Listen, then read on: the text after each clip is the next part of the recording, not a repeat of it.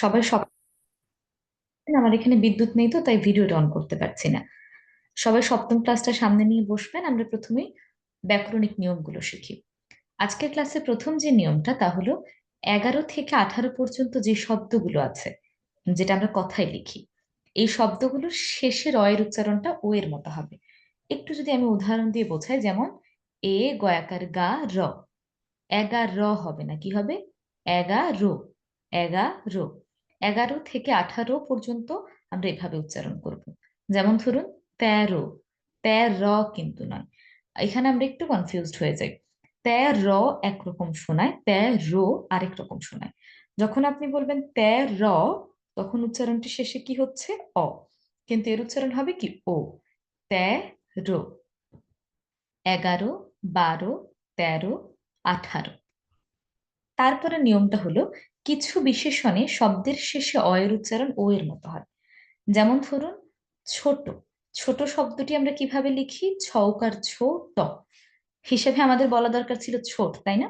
কিন্তু আসলে উচ্চারণ হবে ছোট। এগুলোর উচ্চারণ আমরা জানি, এগুলো সাধারণত আমরা কেউ ভুল করি না। তবু আসলে কেন হলো নিয়মটা দেখে নিলাম, এতে করে আমাদের আত্মবিশ্বাসটাও কিন্তু বৃদ্ধি পাবে। যেমন ধরুন ভালো, ভাল না হয়ে হবে কি?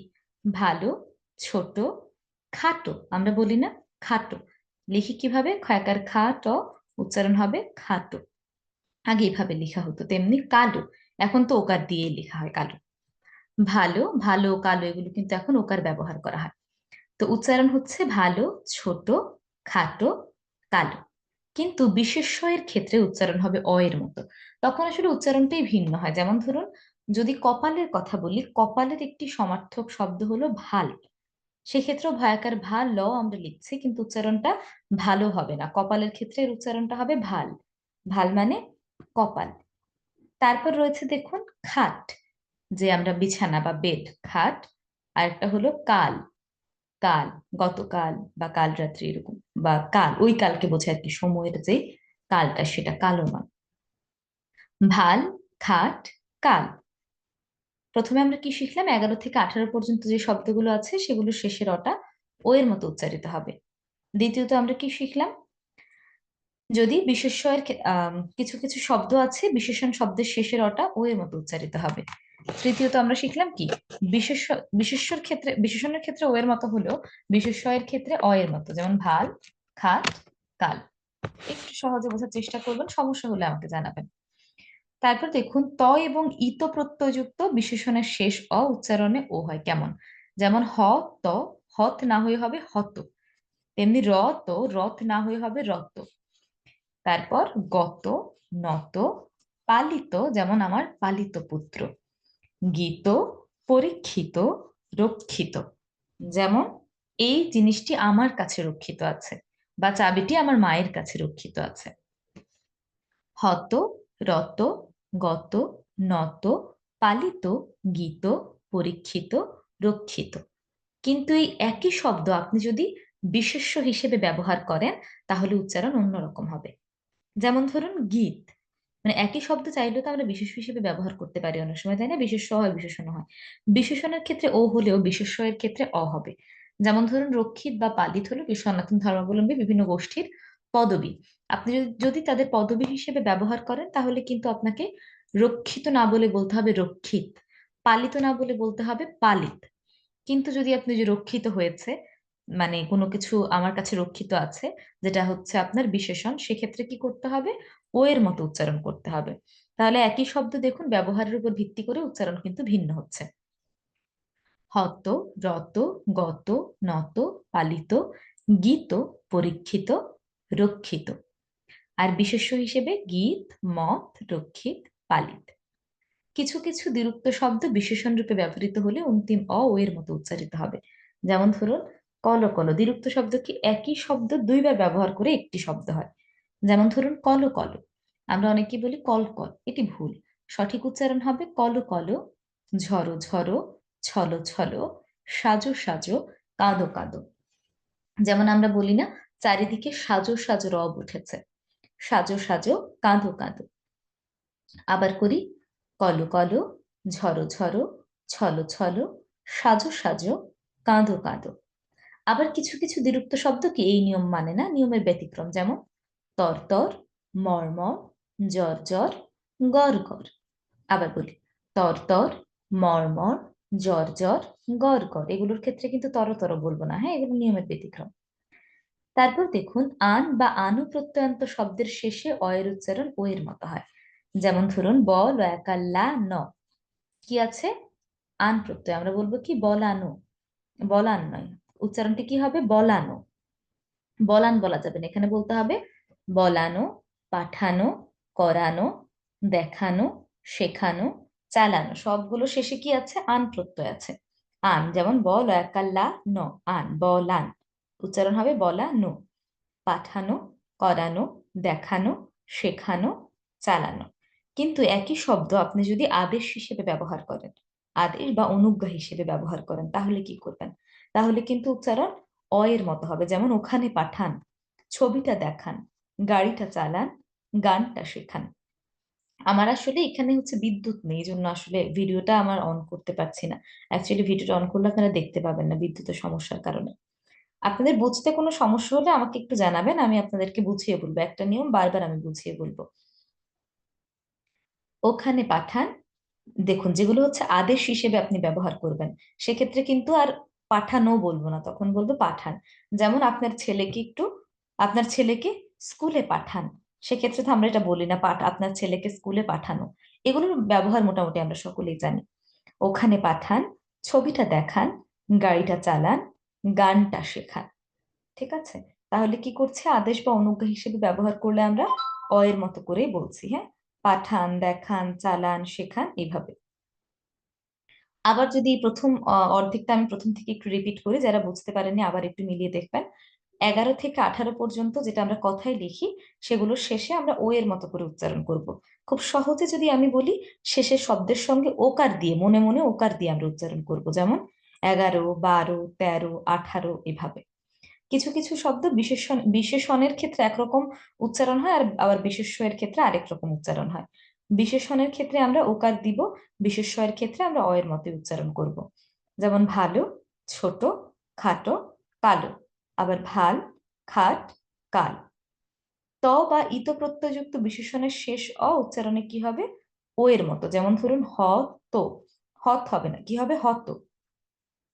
হত, রত, গত, নত, পালিত, গীত, পরীক্ষিত, রক্ষিত। সবগুলো শেষে দেখুন ত রয়েছে, তাই না? ত বা ইত, যার কারণে আমরা ওকারের মতো করে ব্যবহার করব। কিন্তু একই শব্দ যদি আপনি বিশেষ্য হিসেবে ব্যবহার করেন, তাহলে কিন্তু ওকারের মতো হবে না, তখন আপনি অ এর মতো করে বলবেন। যেমন গীত, মত, রক্ষিত, পালিত। ঠিক আছে? যেমন এটা আমার মত। তারপর রক্ষিত বা পালিত হিন্দু সম্প্রদায়ের বিভিন্ন গোষ্ঠীর হচ্ছে নামের পদবী। সেক্ষেত্রে আপনি কিন্তু রক্ষিত বা পালিত বলতে পারবেন না, সেক্ষেত্রে রক্ষিত বা পালিত বলতে হবে। আবার কি, দ্বিরুক্ত শব্দের শেষে আমরা কি বলবো? একটি দ্বিরুক্ত শব্দ যেরকম ভেঙে ভেঙে হয়, একই শব্দ দুইবার ব্যবহার করে একটি শব্দ হয়, সেক্ষেত্রে দুই ক্ষেত্রেই আমরা অন্তিম অটা ও এর মতো করে উচ্চারণ করব। যেমন কলো কলো, ঝরো ঝরো, ছলো ছলো, সাজো সাজো, কাঁদো কাঁদো। আবার কিছু দ্বিরুক্ত শব্দ কিন্তু এই নিয়ম মানে না। যেমন তরতর, মর্মর, জর্জর, গড়গড়। তারপরে নিয়মটা হলো, যদি আন বা আনো প্রত্যয় থাকে, তাহলে শেষের অটা ও এর মতো হবে। যেমন বল একাল্লানো, বলান, আন প্রত্যয় আছে না, উচ্চারণ করব বলানো। একইভাবে পাঠানো, করানো, দেখানো, শেখানো, চালানো। আবার আদেশ বা অনুজ্ঞা অর্থে যদি উপরের শব্দগুলো ব্যবহৃত হয়, তাহলে কিন্তু আমরা অ এর মতো করে বলবো। যেমন ওখানে পাঠান, ছবিটা দেখান, গাড়িটা চালান, গানটা শেখান। পরবর্তী নিয়মে চলে যাই। বিশেষ্য শব্দের শেষে হ থাকলে অ এর উচ্চারণ ও এর মতো হবে। ব্যাপারটা কি? ধরুন যে কোনো একটি বিশেষ্য শব্দ যার শেষে হ রয়েছে, তাহলে আমরা কি করব? হ এর সঙ্গে মনে মনে একটি ওকার দিয়ে উচ্চারণ করব, অর্থাৎ ওকার আনতে হবে। যেমন ধরুন বিরহ, বিরহ কিন্তু নয়, উচ্চারণটি হবে বিরহ। দ্রোহ, দেহ, দেহ নয়, কি হবে? দেহ। দেহ, কলহ, স্নেহ, মোহ। আবার বলি, বিরহ, দ্রোহ, দেহ, কলহ, স্নেহ, মোহ। কেন হচ্ছে এটা? এই সবগুলো শব্দ কি? বিশেষ্য শব্দ যার শেষে হ রয়েছে, তাই আমরা ওকারের মতো বলবো বিরহ, দ্রোহ, দেহ, কলহ, স্নেহ, মোহ। আবার বিশেষণ শব্দের শেষে রহ থাকলে শেষের অয়ের উচ্চারণ ও এর মতো হবে। এটা তো আমরা একদম দ্বিতীয় ক্লাসে শিখেছিলাম। গূঢ়, রহের উচ্চারণ কিভাবে উচ্চারণ হবে? রহেরটা ও এর মতো। গূঢ়, গার্হ, মূঢ়, প্রৌঢ়, দৃঢ়। কিন্তু যদি বিশেষ্য শব্দের শেষে রহ থাকে তাহলে আমরা ও এর মতো করে বলবো না, বলবো অ এর মতো। যেমন আষাঢ় এবং রাঢ়, আমরা আগেও শিখেছিলাম না? আষাঢ়, রাঢ়। এরপরে তম বা তর প্রত্যয়ান্ত বিশেষণের ক্ষেত্রে শেষের অটা ও এর মতো হবে। যেমন ধরুন অন্যতম, অন্যতম আমরা অনেকেই বলি কি সর্বোত্তম, সর্বোত্তম নয়, এর সঠিক উচ্চারণ হবে সর্বোত্তম, অধিকতর, বৃহত্তর, ভিন্নতর, উচ্চতম। আবার বলি, তর বা তম প্রত্যয়ান্ত যদি শব্দ হয় শেষের অটা ও এর মতো হবে। অন্যতম, সর্বোত্তম, অধিকতর, বৃহত্তর, ভিন্নতর, উচ্চতম।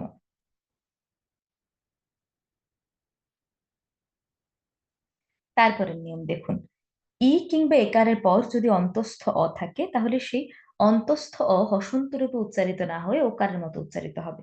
একটু বুঝিয়ে বলি, হ্যাঁ, কঠিন মনে হবে নয়তো। দেখুন, প্রথমে হচ্ছে, প্রথম শর্তটা হলো ই কিংবা একার থাকতে হবে এবং তারপরে অন্তঃস্থ অ থাকতে হবে। তাহলে অন্তঃস্থ অটার হসন্ত না হয়, অর্থাৎ ওইখানে অ এ থেমে না গিয়ে ও এর মতো হবে। যেমন উদাহরণ দিয়ে যদি আমি বোঝাই, নির্ণেয়, নির্ণেয় শব্দটিতে একার রয়েছে, দেখুন একারের পরে রয়েছে অন্তঃস্থ অ। একারের পরে অন্তঃস্থ অ থাকার কারণে আমরা ওকারান্ত উচ্চারণ করব, অর্থাৎ অন্তঃস্থ অ এর সঙ্গে ওকার দিয়ে উচ্চারণ করব নির্ণেয়। নির্ণে অ নয়, নির্ণে ও। প্রিয়, মৃয়, স্বীয়, বিধেয়, স্মরণীয়, বরণীয়, অজেয়, তুলনীয়, ওকারের মতো করে, হ্যাঁ। যেমন বরণীয় নয়, কি হবে? বরণীয়।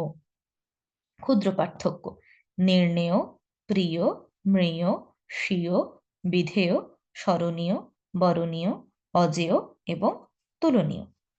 তারপর ইব, ইল, ইতেছ, ইয়াছ, ইতে ছিল, ইয়া ছিল ইত্যাদি প্রত্যয়যোগে গঠিত ক্রিয়াপদের অন্তিম অ ওকারের মতো উচ্চারিত হবে। কেমন? যেমন করিব, করিব এর থেকে হবে কি করব। এখন যখন আপনি সাধু ভাষায় ব্যবহার করছেন করিব, তখন আমরা লিখি কিভাবে? ক হরষিকার রি ব। কিন্তু আমরা কি কখনো বলি করিব? করিব হবে না, উচ্চারণ হবে করিব। একইভাবে করব এর ক্ষেত্রেও আমরা বলবো করব, করিব, করব, করিব, করব, বলিব, বলবো, করিতেছ, করছো, করিয়াছিল, করেছিল, চলিতেছ, চলছ।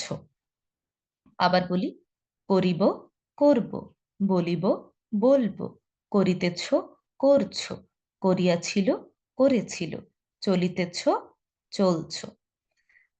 পরবর্তী নিয়মটা হলো, শব্দের শেষের অ এর আগে যদি ওই, ও, অনুস্বার, বিসর্গ এবং রিকার থাকে তাহলে ওই অ এর উচ্চারণটা ওকারের মতো হবে। উদাহরণ দিয়ে বোঝাই, তৈল, আমরা অনেকে বলি তৈল, কিন্তু এর সঠিক উচ্চারণ হবে তৈল। কেন তৈল হবে? এখানে বলেছে শব্দের শেষে যদি অকার থাকে, যেমন ধরুন তৈল শব্দটিতে শেষে কি আছে? ল, যেটি একটি অধ্বনি। ল এর আগে রয়েছে ঐকার, ল এর আগে ঐকার থাকার কারণে আমরা ওকারের মতো করে বলবো তৈল, তৈল না বলে বলবো তৈল। একইভাবে পৌর, বংশ, বংশের ক্ষেত্রে দেখুন সবার শেষে রয়েছে তালব্য স। এই স কি? অধ্বনি, অধ্বনি এর আগে অনুস্বার থাকার কারণে আমরা বলবো বংশ। একইভাবে বৃষ, বৃষকে অনেকে উচ্চারণ করেন বৃষ, বৃষ নয়, এর উচ্চারণ হবে বৃষ। তৈল, পৌর, বংশ, বৃষ, শৈল, সৌর, কংস, তৃণ। আবার বলছি দেখুন, তৈল, পৌর, বংশ, বৃষ, শৈল, সৌর, কংস, তৃণ। আবার কিছু ব্যতিক্রম আছে, যেমন ধরুন দৌড়, পৌষ, বৌল।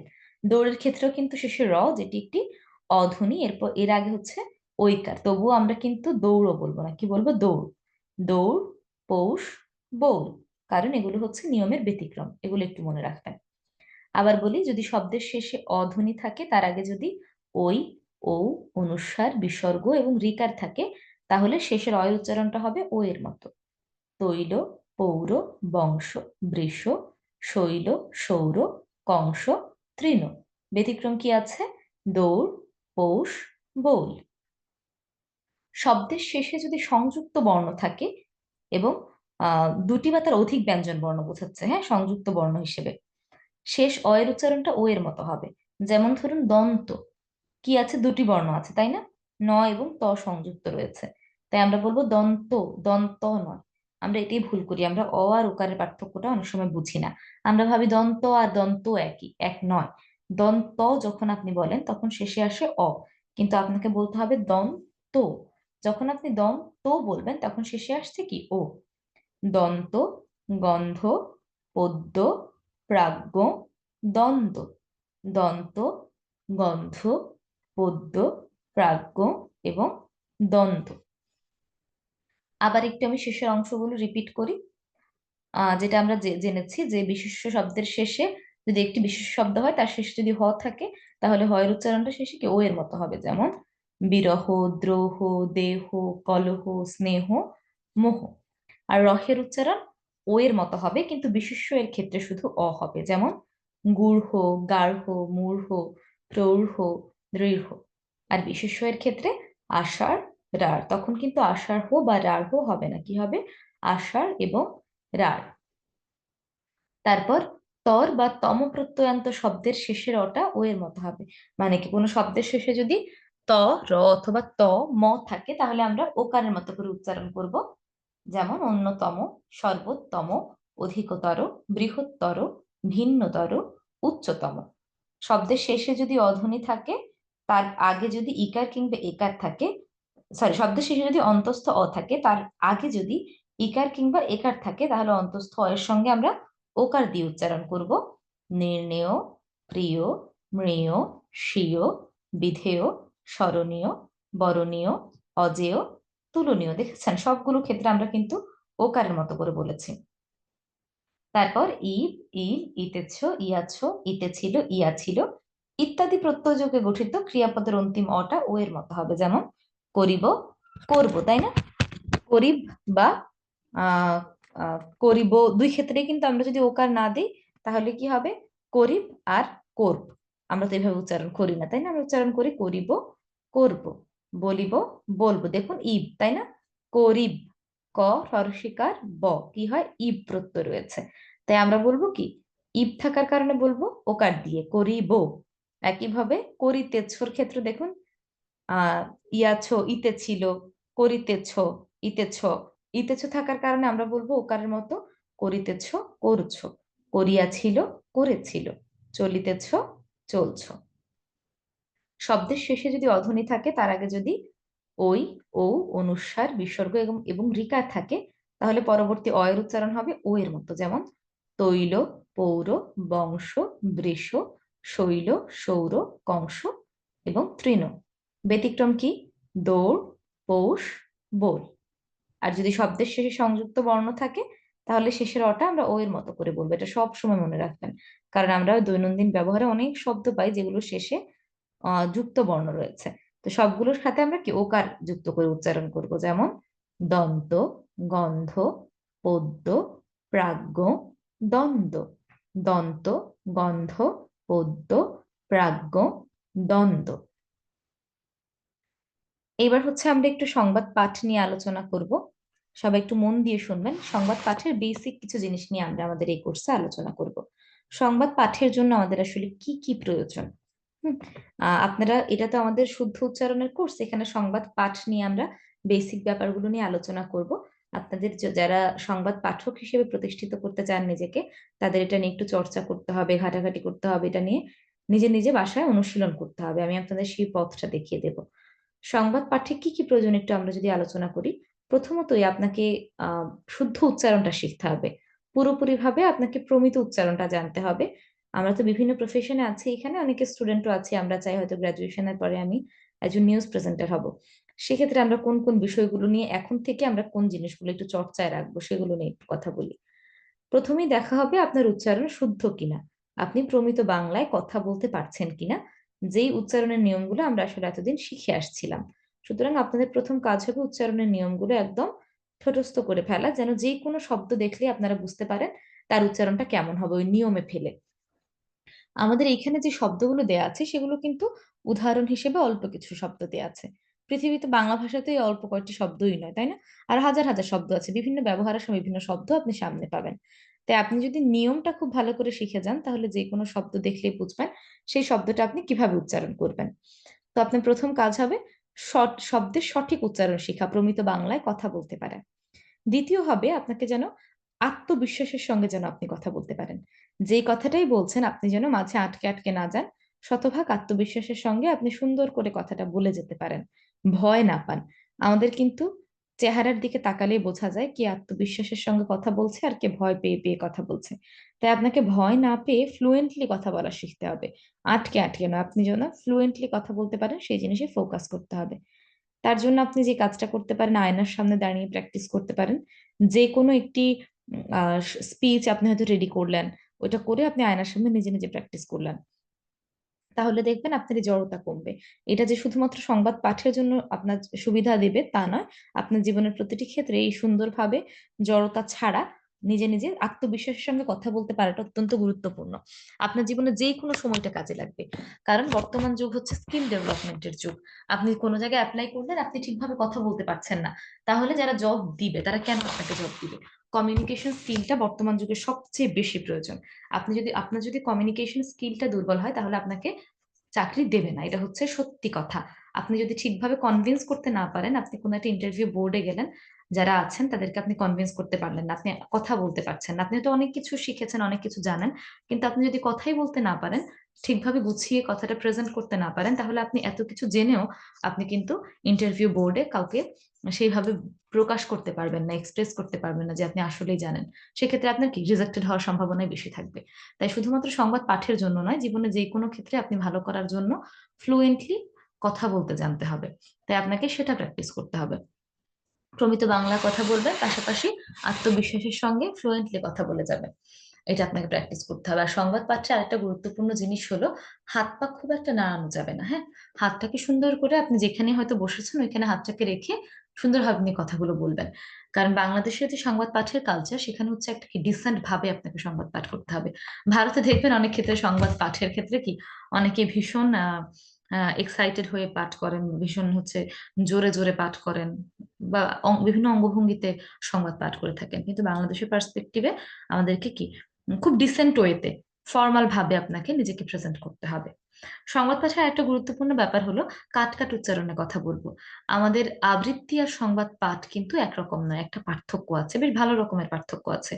আবৃত্তির মধ্যে সুর থাকে, সংবাদ পাঠে কিন্তু কোনো সুর থাকে না। কেমন সুর থাকে না? আহ যেমন আবৃত্তি আমরা সুরে সুরে বলি, কিন্তু সংবাদ পাঠের ক্ষেত্রে আমরা কাট কাট উচ্চারণে কথা বলি, একদম ভেঙে ভেঙে শব্দের উচ্চারণে আমরা কথা বলি। একটু পর আমি যদি উদাহরণ দিই আপনারা বুঝতে পারবেন। আমাদের এই স্ক্রিপ্টটা হলো, আহ, মানে আপনাদের কোর্স তো শুরু হয়েছে আরো আগে, তো স্ক্রিপ্টটা কিন্তু মোটামুটি মানে আগে থেকে রেডি করা ছিল। সো আগের প্রধানমন্ত্রীর নামটাই এখানে দেয়া আছে, আমরা আপাতত এটাই পড়ি। আবার নতুন স্ক্রিপ্টে আমাদের নতুন যারা সরকারের দায়িত্বে আছেন বা ওই ধরনের অ্যাড করা হবে আর কি। এই নিউজটা আগের আগের কোন চ্যানেলের নিউজ নিউজ যেন এটা। তো এখন যেহেতু আমাদের স্ক্রিপ্টে এটাই আছে, আমরা একটু এটা আগে দেখি, হ্যাঁ, সংবাদ পাঠ শিখি।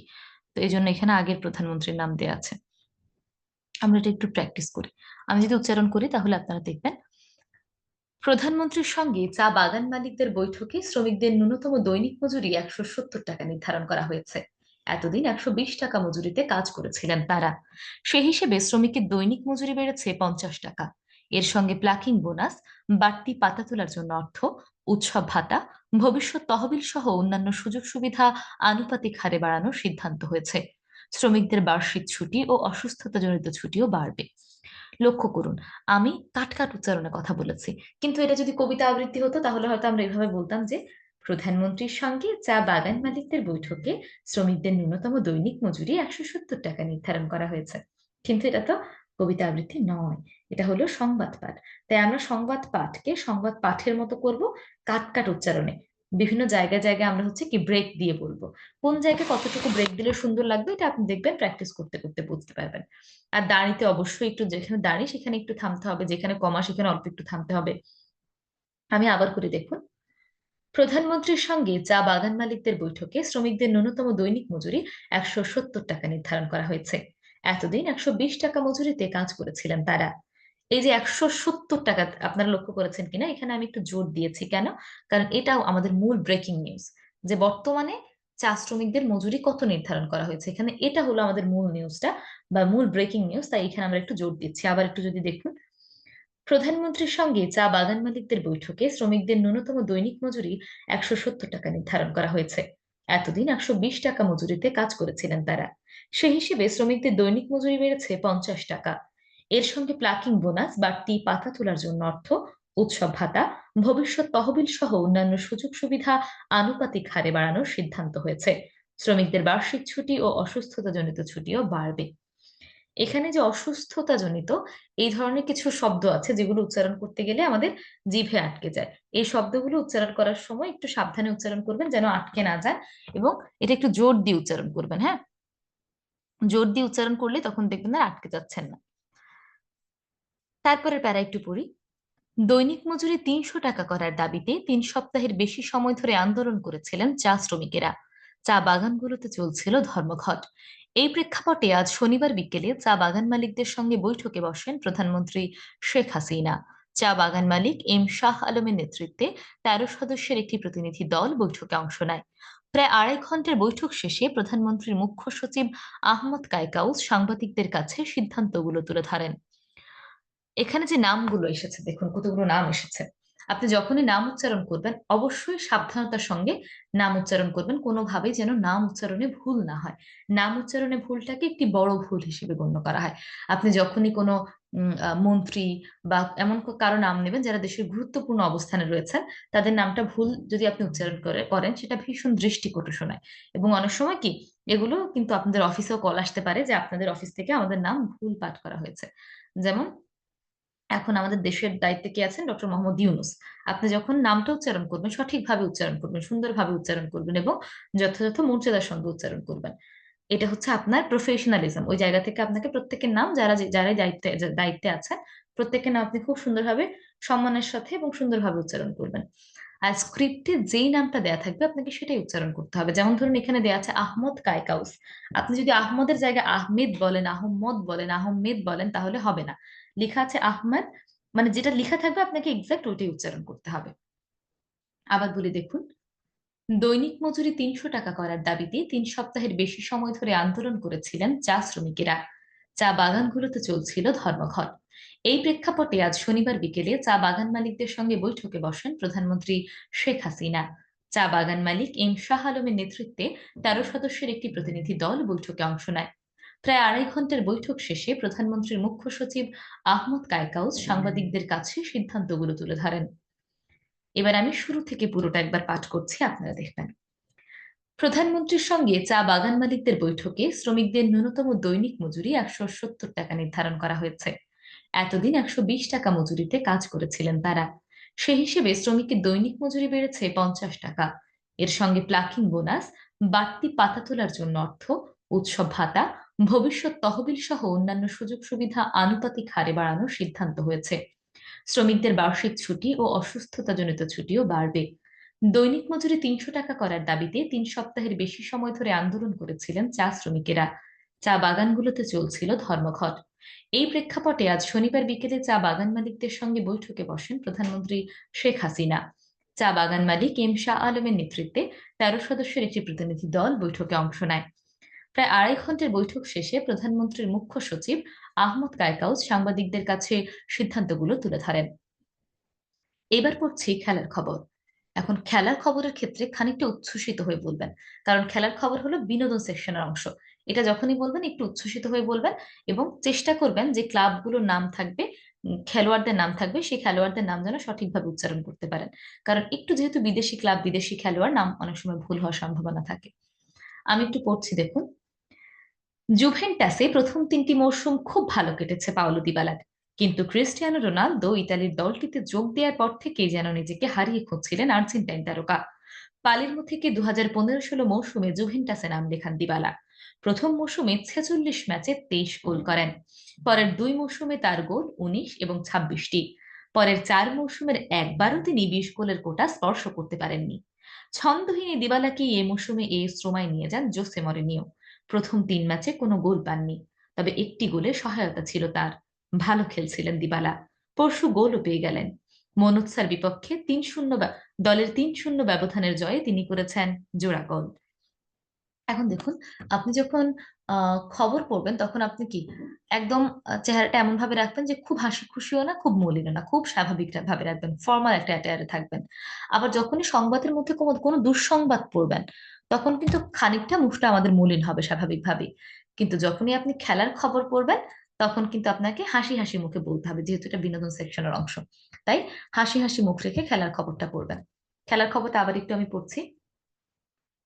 জুভেন্টাসে প্রথম ৩টি মৌসুম খুব ভালো কেটেছে পাওলো দিবালার, কিন্তু ক্রিস্টিয়ানো রোনালদো ইতালির দলটিতে যোগ দেওয়ার পর থেকেই যেন নিজেকে হারিয়ে খুঁজছিলেন আর্জেন্টাইন তারকা। পালের্মো থেকে ২০১৫-১৬ মৌসুমে জুভেন্টাসে নাম লেখান দিবালা। প্রথম মৌসুমে ৪৬ ম্যাচে ২৩ গোল করেন। পরের ২ মৌসুমে তার গোল ১৯ ও ২৬টি। পরের ৪ মৌসুমের একবারও তিনি ২০ গোলের কোটা স্পর্শ করতে পারেননি। ছন্দহীন এই দিবালাকেই এই মৌসুমে এএস রোমায় নিয়ে যান জোসে মরিনিয়ো।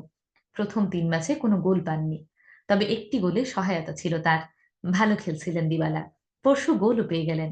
মনোচ্ছার বিপক্ষে দলের ৩-০ ব্যবধানের জয়ে তিনি করেছেন জোড়া গোল। দর্শক, এই ছিল আমাদের আজকের খেলার সংবাদ। এইভাবে হচ্ছে আমরা সংবাদ পাঠ করব। তো এই ছিল আমাদের আজকে শব্দের উচ্চারণ এবং সংবাদ পাঠের নিয়মাবলী। আপনারা চাইলে যাদের একমাত্র এম ইন লাইফ এখন হচ্ছে একজন সংবাদ পাঠক হওয়া, আপনারা চাইলে কিন্তু সংবাদ পাঠের উপর বিভিন্ন কোর্স করানো হয়, আপনারা চাইলে সেটাও করতে পারেন। আসলে শেখার তো কোনো শেষ নেই, তাই আমি কাউকে নিরুৎসাহিত করব না। আপনারা চাইলে কি এই সম্পর্কের সাথে লেগে থাকতে পারেন বা অ্যাডভান্স যে কোর্সগুলো আছে সেগুলো করতে পারেন। আবার চাইলে কি এখন আমরা যা শিখলাম এই কোর্সটাকে কাজে লাগিয়ে বিভিন্ন জায়গায় কিন্তু আপনারা অ্যাপ্লিকেশন করতে পারেন। হ্যাঁ, যেখানে ভ্যাকেন্সি ক্রিয়েট হবে, যেখান থেকেই হচ্ছে নিয়োগ দেওয়া হবে, আপনারা খোঁজ খবর রাখবেন বিভিন্ন চ্যানেলে। ইন্টারভিউর জন্য ডাকলে যাবেন, গিয়ে দেখে আসবেন আসলে কিভাবে কি হচ্ছে। ঠিক আছে? তো এবার হচ্ছে আপনারা একটু পড়বেন শুরু থেকে শেষ পর্যন্ত, পড়ে আমাকে জানাবেন কার কোথায় সমস্যা হচ্ছে, কোনটা রিপিট করতে হবে।